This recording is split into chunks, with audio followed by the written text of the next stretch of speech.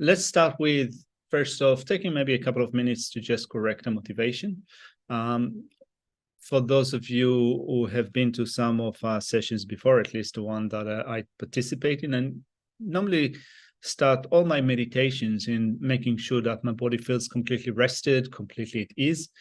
A body that is relaxed and at ease supports quite well a mind that is also at ease, that allows us to work with a mind better. And so normally what I do is I scan my body from my toes all the way to the crown. If there's any point of discomfort, any location of discomfort in the body, I try with my mind to relax it, to bring some ease and relaxation into that tender spot. And then after I've done that, I switch on to observe my breathing cycle, and I do normally a count of 21 breaths. If my mind is not settled after 21 breaths, I do it twice over or 3 times over. And each breath is an anchor for a mind that becomes more settled and more quiescent. Now, it takes, I think, a lot of time to come to know our mind and also what works for us, what doesn't work for us. So if you find yourself agitated while you're doing that, just kind of take it easy on yourself. It doesn't have to be perfect right from the beginning. It takes, at least for me, it takes a lot of time, many years, to come to know my mind and find that fine balance between a mind that is just too tight and a mind that is too relaxed, right? Finding that fine balance. Anyway, enough talking. Let's do some meditation and correcting our motivation. Let's start with, first of all, finding posture that works well for us. If you're sitting on a cushion, if you're sitting on a chair or a sofa, just make sure that your back is upright, but not rigid, right? Don't hold yourself in a posture that is too tensed. If you are used to keeping your eyes shut, you can do that. If you can open them slightly or leave them open altogether, that's also completely okay. And take 2 or 3 deep breaths and think that you're withdrawing your mind from whatever happened, whatever happened to you during the day, whatever you've been busy with. So try to withdraw from that and bring your mind into the sphere of the body.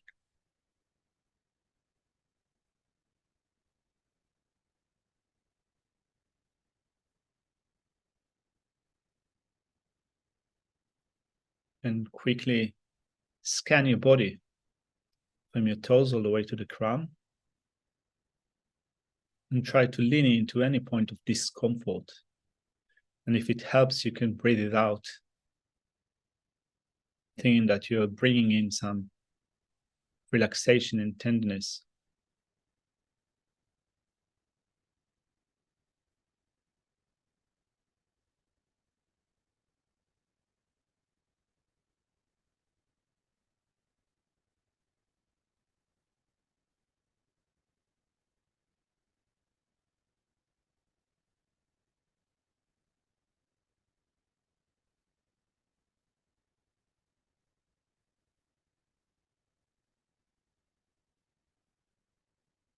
And we're going to turn our attention to the breathing process, counting a round of 21 breaths.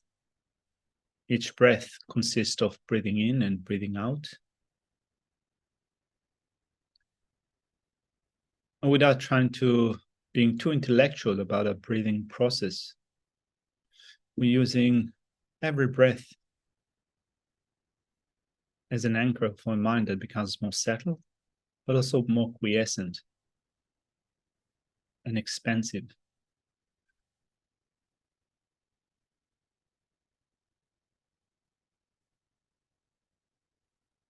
Without trying to change the way that we think, without manipulating it. If you're breathing heavily, that's okay. If you are breathing in a shallow manner, that's also okay. Just following the breath for 21 counts.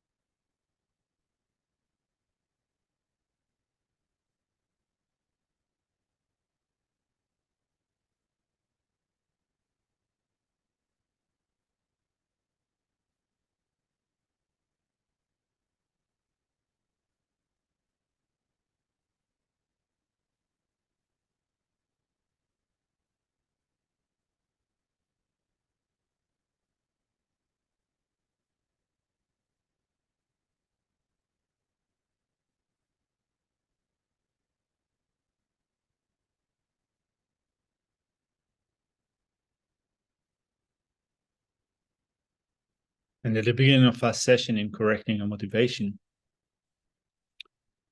thinking of what be your own therapist means to each and every one of us.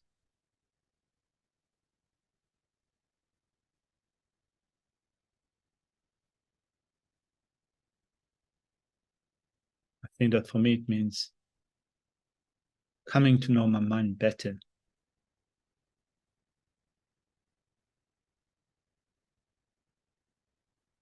Recognizing when my mind is not well.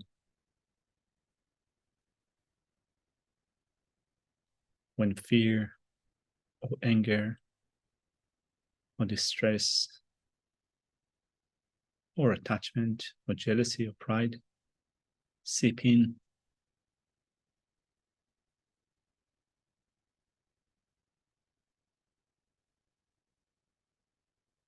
Being able to recognize what's happening to me at the moment, but also having at the tip of my finger techniques, we call them antidotes, by which we can change our perspective.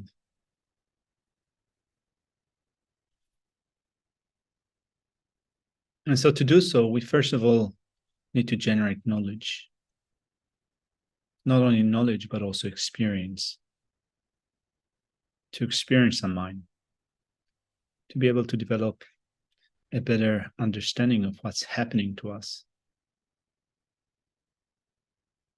when a mind is agitated. And then to have the courage and the persistence to not submit to a disturbing state of mind, but to know that we can take control and apply those antidotes and bring about mental wellness. And this is our goal here, to discuss such methods. So thinking that I'm going to be of benefit to myself as much as I can. And if I can do that, I'll also be of benefit to others.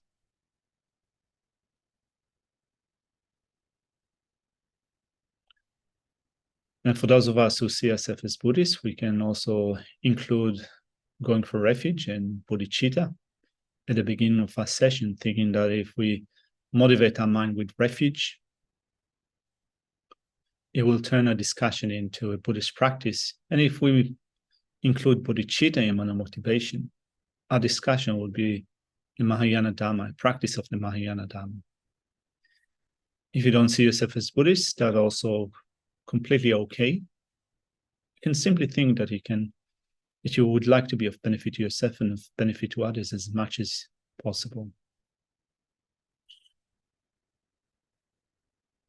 So as a Buddhist monk, I think to the Buddha, the Dhamma, and the Supreme Assembly, I go for refuge until I'm enlightened. But accumulations I gather through generosity and so forth might become a Buddha in order to benefit all sentient beings. I go for refuge until I'm enlightened to the Buddha, the Dhamma, and Supreme Assembly. But the accumulations I gather through generosity and so forth may I become a Buddha in order to benefit all sentient beings. I go for refuge until I'm enlightened to the Buddha, the Dhamma, and Supreme Assembly. By the accumulations I gather through generosity and so forth, may I become a Buddha in order to benefit all sentient beings.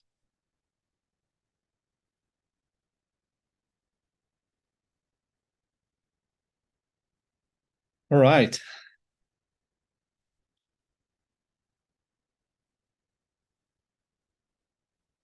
And so in the previous session that we had, I started off with looking at the definition of anger that is taken from a text that is called Minds and Mental Factors, a text that is studied at the beginning of the life of a monk or a nun in their traditional monastic training.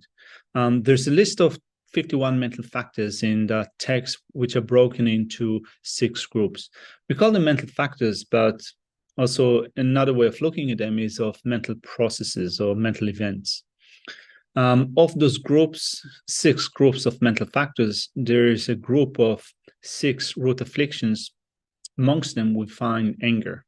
And we said that anger is malice, on the intention to harm that is directed towards sentient beings, suffering, and the sources of suffering. So this is what we discussed in the previous session. And then we also spoke about how mental unhappiness is the fuel that gives rise to anger. And so in English, we sometimes conflate between being upset and being angry. Now there's something going on and we become upset. It is disturbing. We cannot bear it. And then anger arises, and anger is the intention to harm. So it is directed towards others. And I think that this is something that all of us can relate to, how there was something that was really bothering us acutely, and then we lash out at others. Sometimes they are to blame, and sometimes they are not to blame about what we experienced at the moment. But in that sense, that disturbance finds an avenue, we lash out at others. So trying to get at sentient beings, but also at suffering, what we think is suffering, but also the sources of our suffering. And so anger is necessarily involved with the intention to harm. Now, when Shantideva explains in his 6th chapter of the Guide to Bodhisattva Way of Life the way to deal with anger, he says that actually to deal with anger, we need to deal with what gives rise to, or we need to deal with the fuel of anger. Maybe I can put it on the screen. I think that it was maybe the 6th verse in his Guide to Bodhisattva Way of Life, or the 7th verse.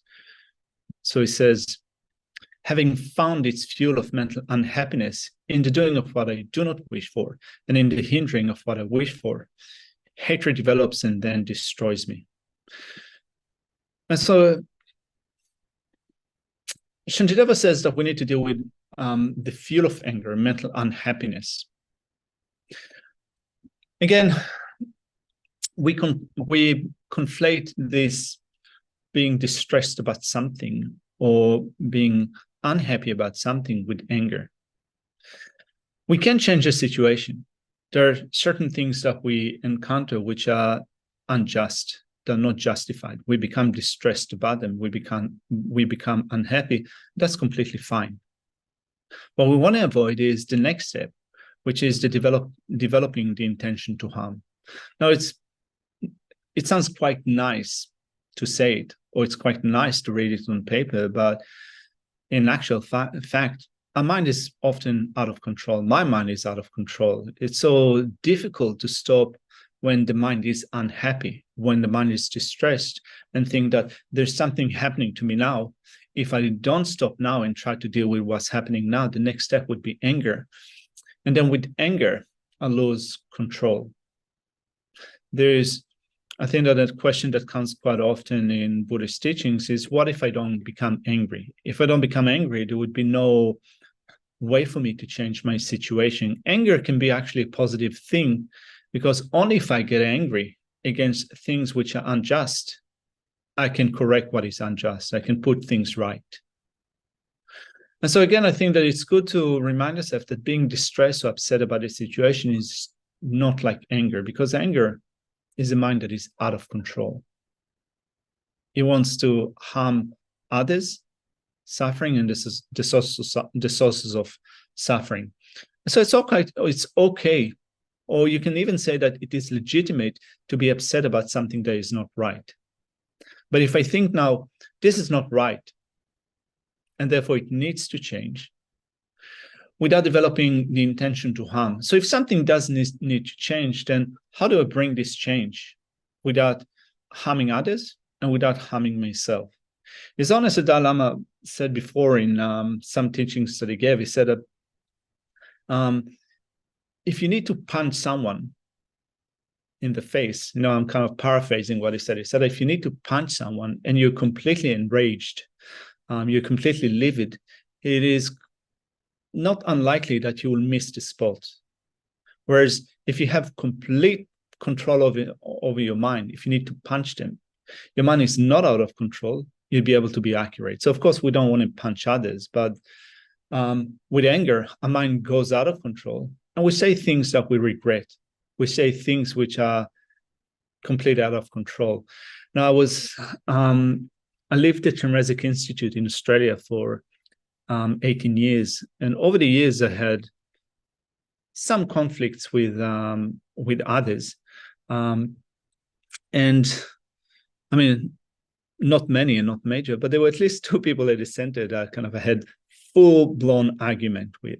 And I was so angry, so livid, that I said stuff that I didn't have to, that I regretted for a long time after that. With both of them, kind of our relationships came to be, I think, in some sense, irreparable.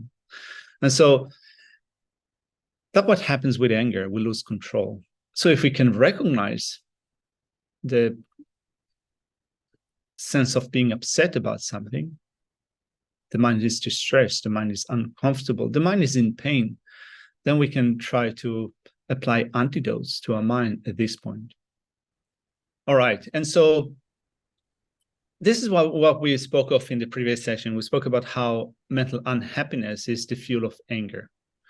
Often with our afflictive emotions, when we look at the antidotes that we apply to our afflictive emotions, to deal with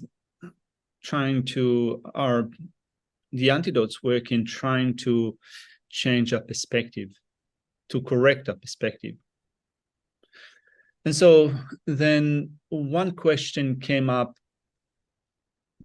towards the end of our discussion in a previous week, which I think that it was about how do you apply patience, that is trying to overcome anger or hostility, particularly at a time where you feel sick or when you feel in pain.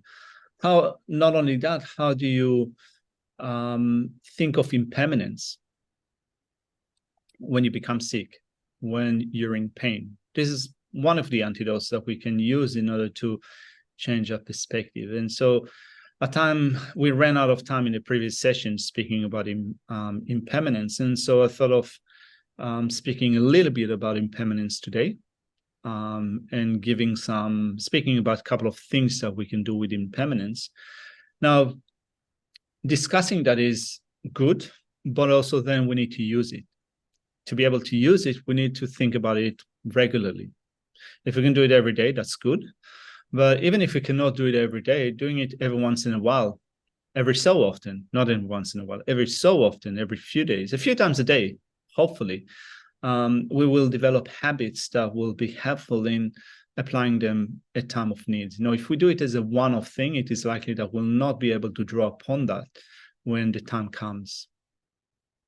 And so often when we speak about impermanence, we speak about two levels of impermanence. There is subtle impermanence and coarse impermanence.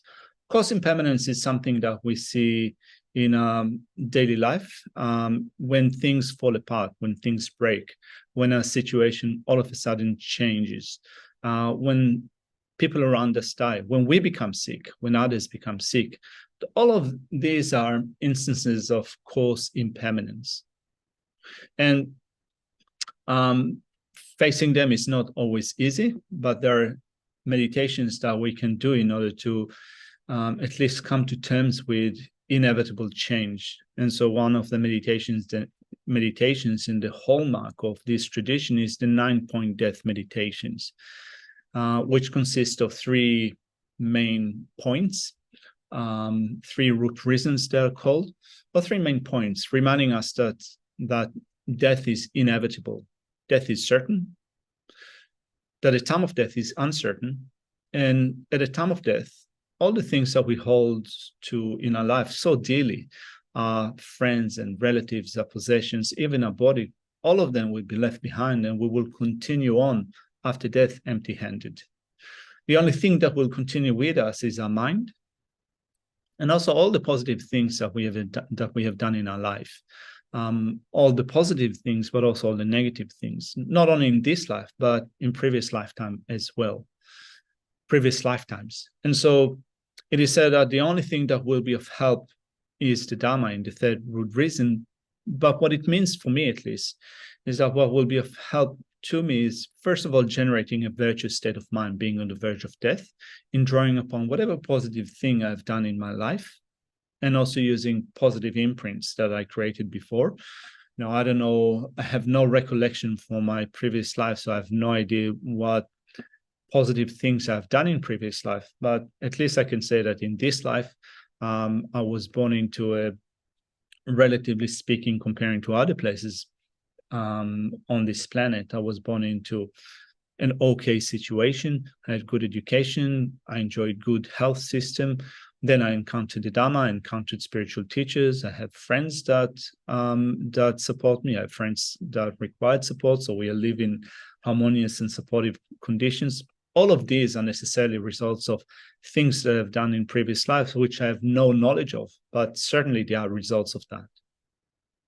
And so at the time of death, if I generate a positive state of mind, it will help me to be born in another good state of rebirth in my next lifetime, so that I'll be able to continue developing my mind.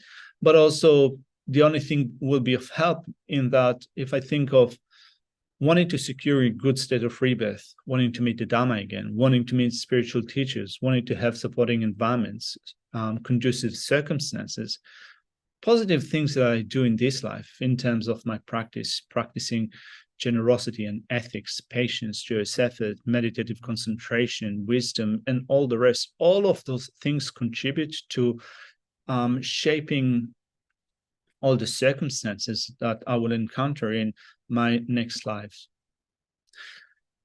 And so that form of meditation, the 9-point death meditation, which consists of these 3 root reasons, but each one of them is broken into 3 points, and therefore we have 9 points altogether, helps us to generate some conclusions. We think that if death is inevitable, I need to do something about my spiritual practice. I have to practice the Dharma. If the time of death is unknown, I don't know if I'm going to die when I get to my 70s or 80s or 90s. I think that I told you in previous encounters that I returned to Australia mainly to help one of my teachers that had a stroke. He's 86 years old. He became a monk when he was 7 years old. So he's been living as a monk for 80 years. And born in Tibet, he started his training at Sera Monastery. Then the Chinese occupation took place. He fled with many other refugees into India. They spent a few years at a refugee camp, continuing the studying. Then they went to South India and established Sera Monastery from scratch. They continued their trainings. He became then, at some point, discipline master. Then at some point, he also acted as the abbot of Gyume Monastery. And so he has many students. He also was in Australia, has been in Australia for many years, giving teachings. He ordained many people. So when I think of 80 years of doing just that, incredible, great achievements. But then if I think of my life, if I get to his age unscathed, as he was until he had a stroke, it'd be excellent. But then at some point it will be over. I don't know if I get to the age of 86 or to the age of 80 or 70, or it can also happen tomorrow. It can also happen today. And therefore, rather than procrastinating with making my life meaningful, I need to start now. Now, in general, we said that we want to start right from now in our Dharma practice. But of course, for all of us, it's impossible to make radical changes straight off. If we make radical changes, it is likely that we're not going to be able to keep up with radical changes. Often living at Chenrezig Institute, I encountered people that were so deeply inspired by the Dharma, and they thought that they could leave everything behind straight off and only do study and practice from early morning to night.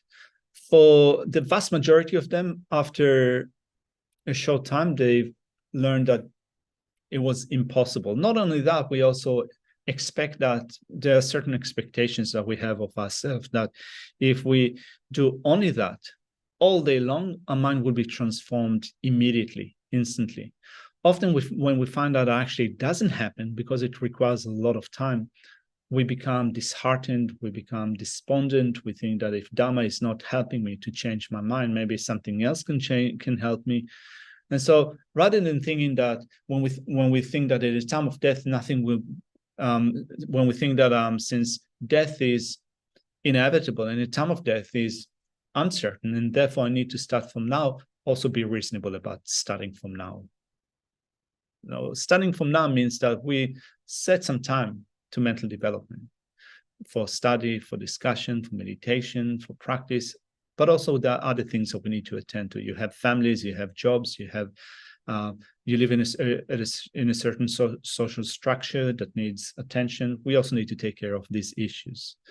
Anyway, then we think that since at the time of death, nothing will be of help apart from the Dharma, then we need to make sure the Dharma practice also goes well without being tainted by pursuit after things that are mainly concerned with this life, without not thinking that I'm going to be generous because I want other people to appreciate me. I want my name to be written on the wall of a hospital wall that will say how kind I was to the people working for that institution. I don't want to be, it's not that my aim is to have good reputation so that I will be able to have more successes in my business and so forth. I want to do well so that I'll be of benefit to myself in my future life, so that I'll be able to completely leave behind samsara and attain the state of nirvana, and even more so that I'll be able to myself to become Buddha, to be of benefit to others. So that's in general the meditation on death and impermanence. I thought that we might have some time today or next time to do together this meditation, but setting that aside for a second, that's a level of coarse impermanence. Another level of subtle impermanence, which is the backbone of coarse impermanence, is the meditation or the recognition of subtle impermanence, recognizing the ongoing, ever-flowing process of change that we go to, in which things change from moment to moment without staying as they are, even for a fraction. And so this recognition is essential in its support of recognition of coarse impermanence. Often we don't think that we will never die, but we think that there is a lot of time ahead of us. We don't think that we are completely permanent, but there is a certain expectation that things will stay as they are and will not change. That, I think that I've said before that every once in a while, if I see my face in a mirror, or now we're talking on Zooms, so I see myself on Zoom, kind of I recognize that I have new creases and facial features, which are new, kind of more graying hair. Things that I find sometimes that are disturbing in that sense, kind of I get a little bit disheartened about the process of change. So, and also we expect the people that we know around us to not change. We get into a relationship, we get married, we expect that a partner will stay as they were when we were 20 or 30 and so forth. But, people change, values change, our priorities change and so forth. So we hope that things will stay as they are, lovely and beautiful and youthful and so forth, but it is inevitable that things will change. And so when I meditate on, when I include meditation on subtle impermanence in some of my daily meditations, what I normally do is I try to focus on my body, which is, you could say, part of me.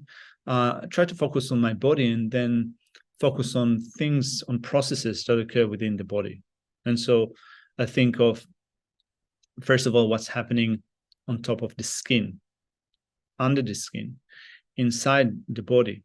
I pay attention to the flow of blood, to the pumping of the heart. Then I try to think of what happens in a molecular or cellular level.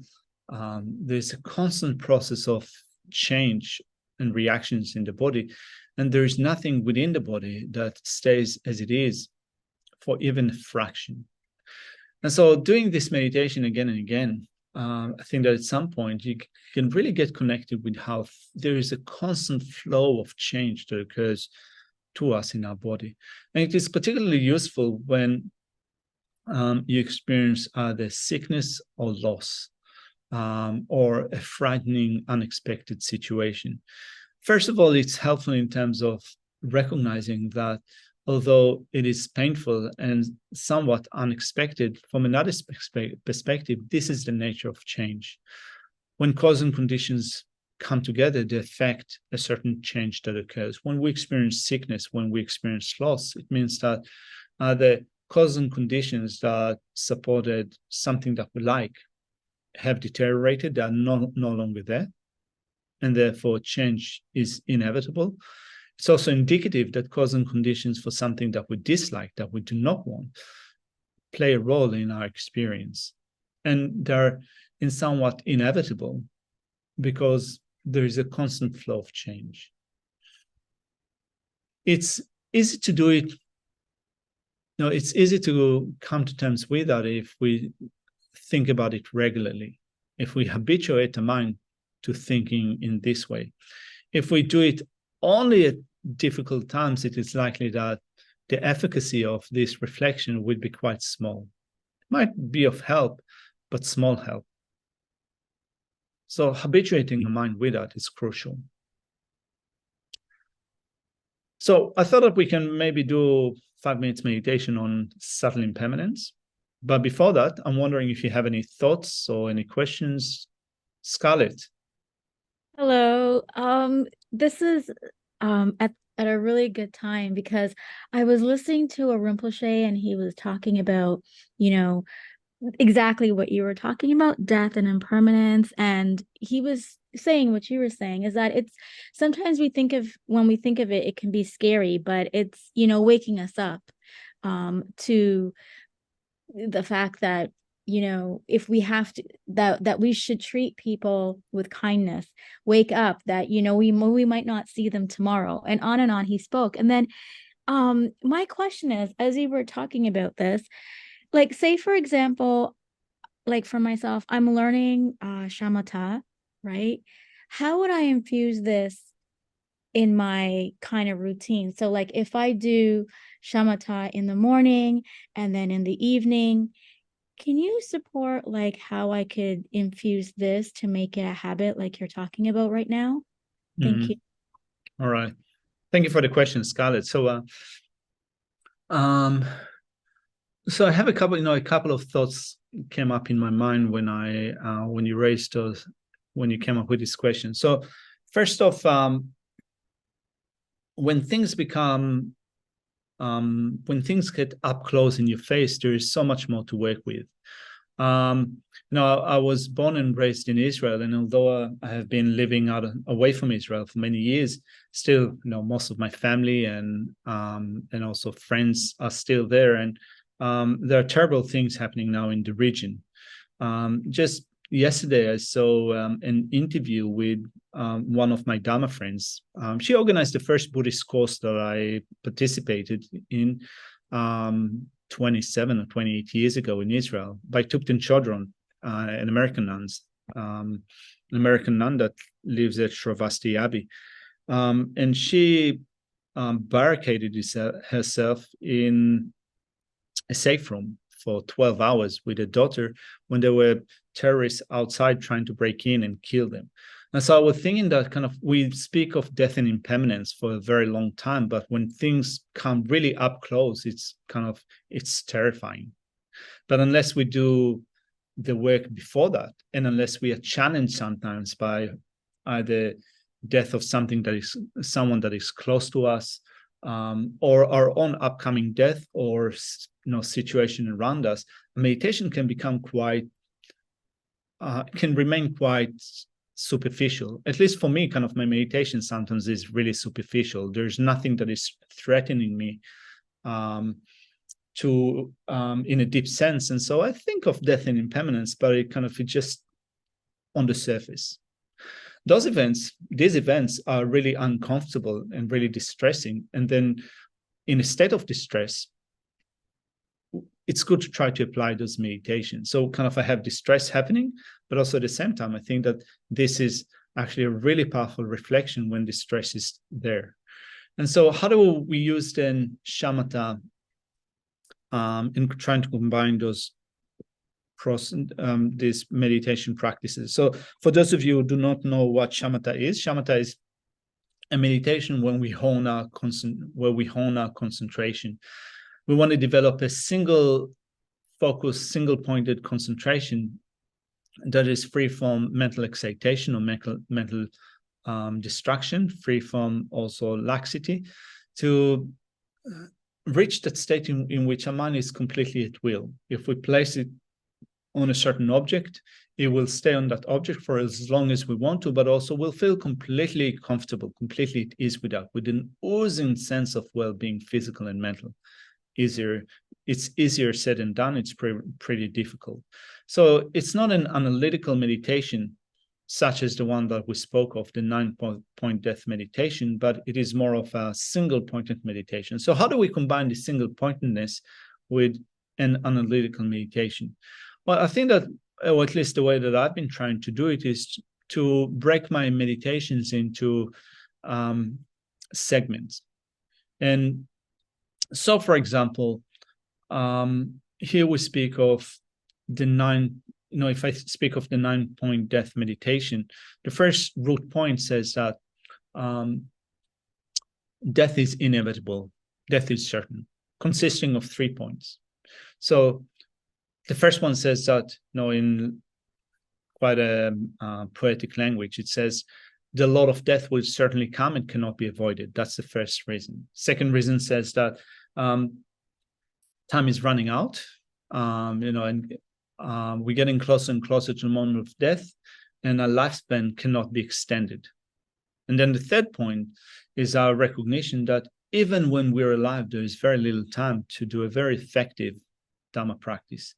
And so within each one of them, I think about it with different reasons. And then once I reach a certain conclusion or a certain emotion is being generated, I just try to stick with that with the shamatha meditation. Shamatha meditation, in that I either focus on the breath in trying to still keep that state of mind active in my mind, or I just place my mind on the thoughts or the emotion that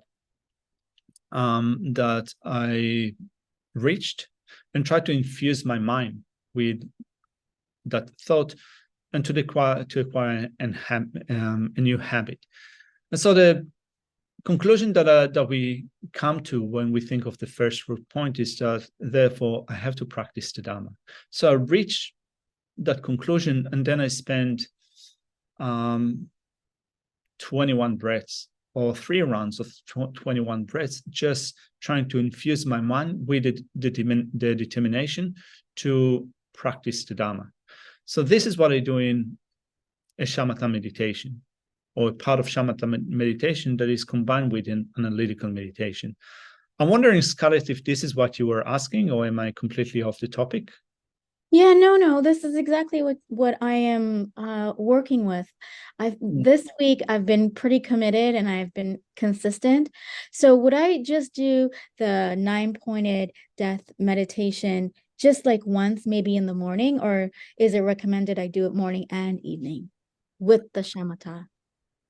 I think that first of all, it's good to do it in the morning, because sometimes it underpins what we do also during the day, in a sense that if a meditation on death and impermanence becomes quite meaningful to us, and we think that therefore I have to make my day meaningful, if there are things that bother our mind throughout the day, if we get agitated, if someone says something nasty, if we encounter the situation that if we get what we do not want, we get and something that we want is taken away from us, we can think that in the morning, thinking of death and impermanence and thinking that maybe I'll die today, maybe I'll die tomorrow. So I need to really sort out what's important for me. What are the important values for me? Who are the people that are close to my heart? I want to maintain a good connection with the people that are close to my heart. I don't want to finish my life with feeling kind of that I left unfinished business with the people that are dear to me.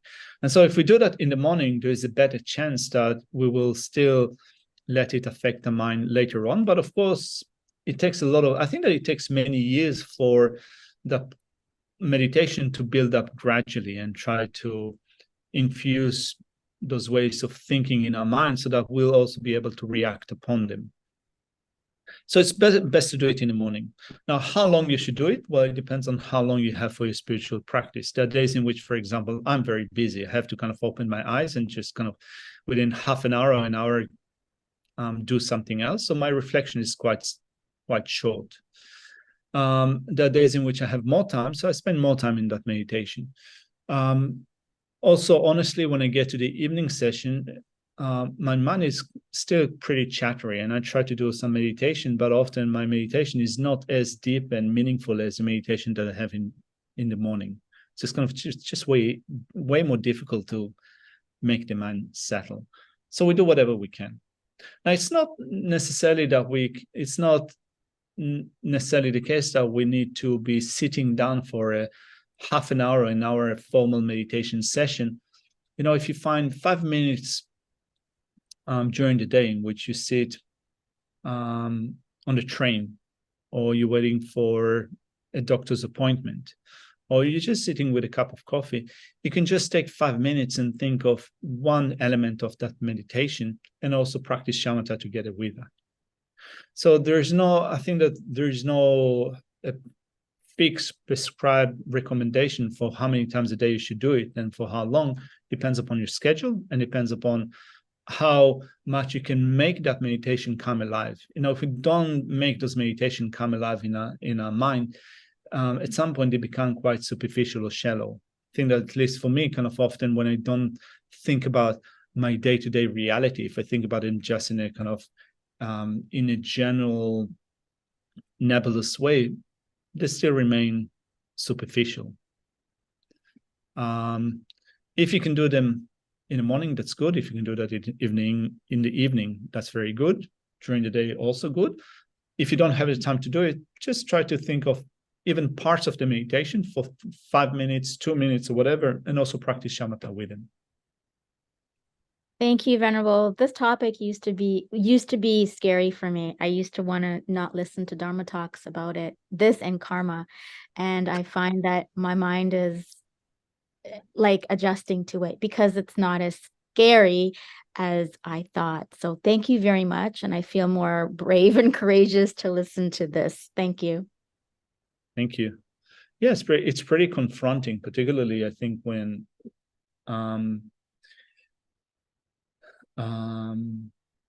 you're not used to thinking of your own impending death, but also when things around us become intense, it can be even more scary. As I said, kind of as of late, with the recent events in Israel, I find it that my mind is so kind of disturbed or distressed during the day.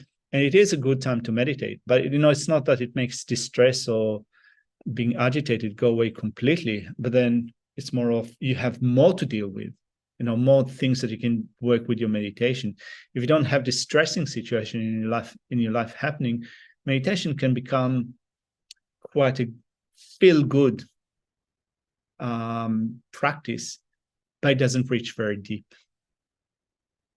Yes, I agree. Thank you, Venerable. This has been really helpful because I've been struggling. I was very afraid to listen to death and impermanence, and especially karma. I think I had like emailed Venerable because I was so afraid of it because it sounds so scary. Just how the talk was about it, but somehow my mind has understood that it's not a scary thing. I don't know. Somehow I'm able within the last few months, I'm able, but 2 years ago, I couldn't listen to anything about karma. It scared me. I have one of the, I think, one things that I consider myself fortunate for being able to encounter through living at a Buddhist center, working around the education program, is also people that go through the process of dying and grief, and to just witness how people deal with grief, with death, either of their upcoming death or others. We had one nun at a center that passed away from breast cancer that metastasized all over the body. She passed away 4 or 5 years ago. She was a single mom, and the first time that she was diagnosed with breast cancer, her daughter was 5 years old. And so she fought hard, received treatment, went into remission just to not leave her daughter alone in such a young age. Cancer resurfaced twice more, and she was treated for that. And the last time, the fourth time round, her daughter graduated from school. She was doing her uni degree. And when the cancer returned, she said that that's enough. No, her daughter has grown up.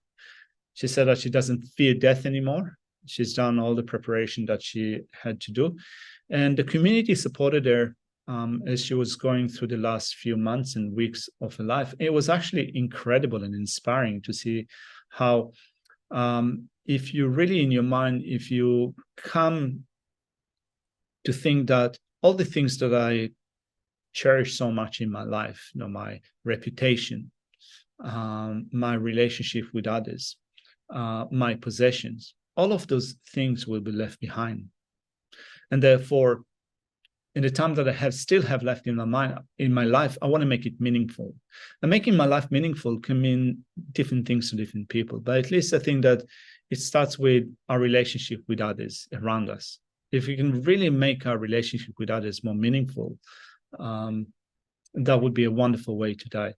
My parents passed away also quite a few years ago, and over the years, as they were getting older and more frail and more sick, I was visiting them in Israel. And every time that I left Israel, I thought myself, could be the last time that I see them.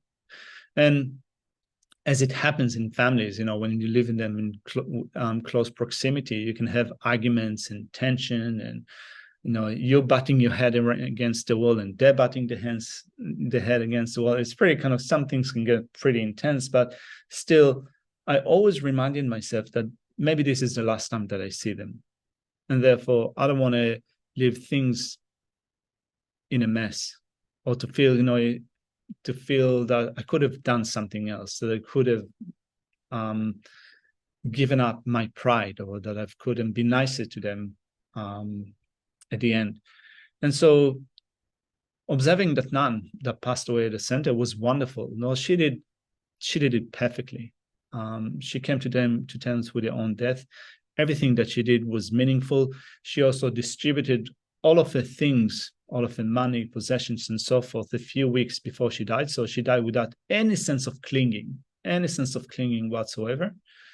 And so I think that, this is how I want to control my life. Of course, it's easier said than done, but we have, when we see how people face death, and we can also see positive ways of dying, it can also affect our own psychological makeup. So that's one example. Another example is, of the teacher that I just spoke of a few minutes ago, Geshe Sering, that had a stroke a few months ago. He's 86 years old. He's cognitively is quite well. There is some cognitive decline, but not radical.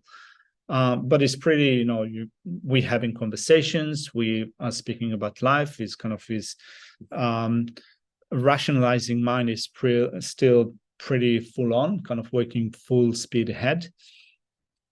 And the way that he deals with that, he says that, look, I have a functional life.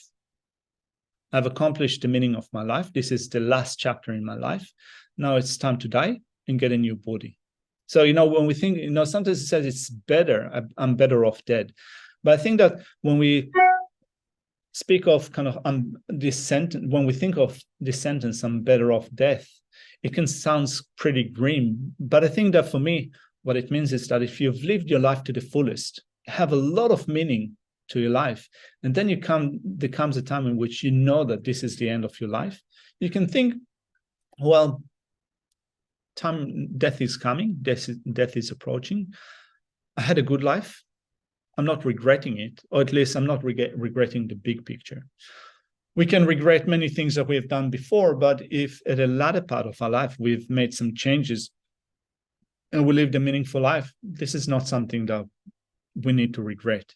And we can have past that is quite horrible, but at least we made it change. So why do we need to regret it if we have made it change? And anyway, kind of, if you had a horrible past or past that is, you dislike, and then you've made it change, you cannot undo what was done before. So just kind of forget about it. I mean, kind of forget about it in the sense that just recognize that you've done that, you've made it change, and that's it. You're moving forward. Often we beat ourselves up for things that cannot be undone. So what's the point in beating ourselves up? And so when, at least for me, when I see people that can actually implement that and do it very, at least for me, very successfully, I think that this is what I want to do. Again, when things become so up close in your face, it's way harder. But if you can work with them when it's harder, I think that the outcome becomes so much better.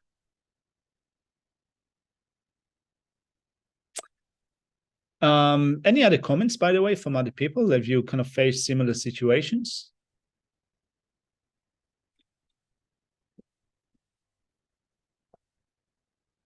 I know that when I had a friend, or it was a friend of a friend, who had brain cancer, and he was only in his mid-20s, but the way he dealt with it, like in the end, his arm was paralyzed, and he was, in sort of in the prime of his life, 25, very young, and had a lot of plans ahead of him, what he wanted to do, career, and probably wanted a partner and have children and everything. And he had this brain cancer, but the way he dealt with it was really amazing. I mean, he still tried to get treatment towards the end, and he went overseas for treatment. But the way he at the end of his life, he knew he was dying. He went around to everyone that he'd known, and it was almost like it was like saying goodbye.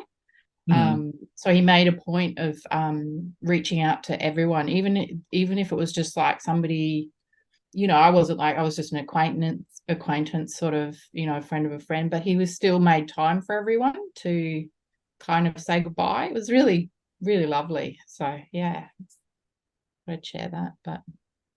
But when you talk about like regrets, how do you not have a lot of regret? Because I tend, like, I know, how do you not sort of beat yourself up terribly when you say you remember something and you think, oh God, why did I do that? Or if I got angry, you know what I mean? Like, why did I get so angry? Or it's just, and then you feel guilty about being angry. What do you do with that? So I think that, I certainly have events in my life in which when I reflect back, I cringe again, like, this is out of my makeup, I cringe and kind of I think that, my God, why did I do that? So of course, I go back to that every once in a while, but then I remind myself that what I've done was done. I cannot undo it. There's a certain, there's a certain person that I used to be good friends with that person. And then we had a fallout and I completely lashed out at him. It's like I was completely maniacal in the way that kind of I was totally out of control. And so, I've done it and it cannot be undone. And so now I'm when I think of this period of my life, I know I cringe again, but then I think that not only it cannot be undone, but also in my dealing with others, I have to make sure that I don't get to do that again, that I don't go out of control. And so, but it cannot be undone. I can think that I can avoid that in the future, at least minimize the damage. Even if I cannot avoid that completely, I can minimize the damage. And part of it is thinking how I regretted something before, and therefore I do not want to do the same thing again. I mean, often it's easier said than done because we still feel, when I think of some of the stuff that I've done before, there is that really uncomfortable state of mind that contributes to also uncomfortable sensation in my body. Yeah. Yeah. Sometimes it feels completely uncomfortable, but I think that, well, that's it. It was done. I can't change that. So therefore, I can change what I do in the future. And also with it also, I think, at least for me,